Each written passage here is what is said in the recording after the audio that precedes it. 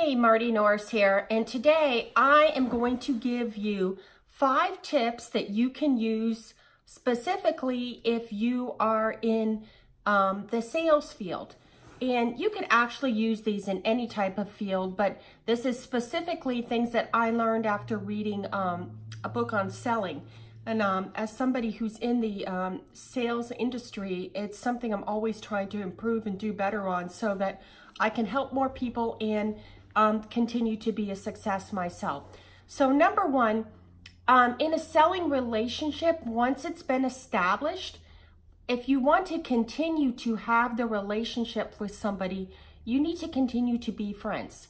Now, this doesn't mean that you just dump everything out on them, but if you're friends, that means there is something a little bit more than just the fact that you are providing a service for them and they pay for it. So if you're friends, you might, talk a little bit about what's going on with your family or things like that. I mean, I know in our situation, we run a business, a brick and mortar business during the day, and people that have been our customers for a long time, there's times that we do share things if we're talking to them that have to do with family or just things going on. It's just a natural, excuse me, part of being in having that kind of a relationship and being in sales. You want to be friends, and usually if you're friends, that means there is some level of trust. Number 2, you want to be an expert on what you're selling. So it doesn't matter what you are selling. In our case, we work in the swimming pool industry. So we don't build yet, but we service and repair. So we are going to be an expert on, specifically my husband is an expert on what's the best type of equipment for your pool, what's going to save you the most money, what chemicals work the best, what's the best thing to do when it gets super cold, or how do you keep your pool. I mean, he can talk to you about the water flow and elevations and everything. He is an expert on what he's doing. So when people come to him, they expect him to know what the best thing is. And it's the same if you go to a doctor or a lawyer or a specialist or even the guy at the mattress store. You need to be an expert on your product. And that doesn't mean you just throw everything at them when the person comes, but if they ask you a question, you can intelligently answer it and not get defensive.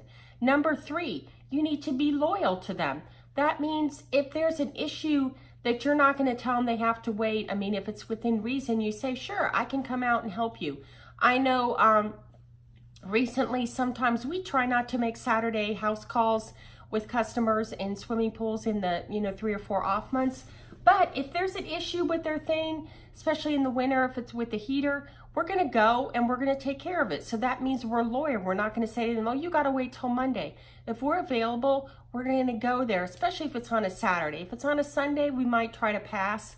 But if it's urgent, then we're going to go and take care of it. That means we're loyal in that we go and we give them of our time in return for compensation. So anyways, be loyal. And it's the same thing as in a friendship.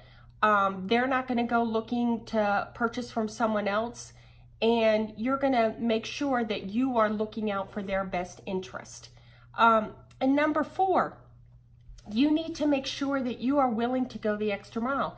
And like I said before in ours, there's many times with customers that have been with us a long time, every time we go out to their house, we're not charging them a service call. We just aren't. And that means we're willing to go the extra mile and that we give value. We're giving a lot. And sometimes that means, it doesn't mean that every single time that you spend money on something that you have to always be compensated. You want to give so much that they realize and they want you to take care of their needs. In our case, their swimming pool. So you have to be willing to go the extra mile. And when you're willing to go the extra mile, you can't just always say, what are you going to pay me? They will run and they will not be your customer. And then the 5th thing is that you need to just plain out be there. That means if they call you and it's within reason that you respond to them. Now you don't, if they call you at 11 o'clock at night, which they don't, or email you, even in our case, we respond. But if they need us to be there the next morning and we already have plans or schedules, then we let them know that this is what we can do for them. but that means that we're still there. We're not making them wait 3 days. So that means be there.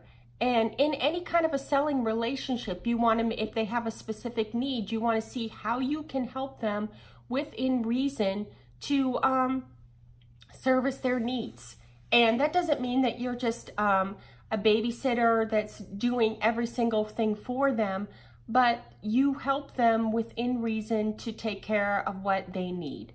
And so anyways, I hope that you really found this helpful, and the more you apply this in any type of sales relationship, or you can even in personal relationship, it's going to work. And the more you do it, you will just do it naturally, and you will see the results that you're looking for in your relationships and also in your sales.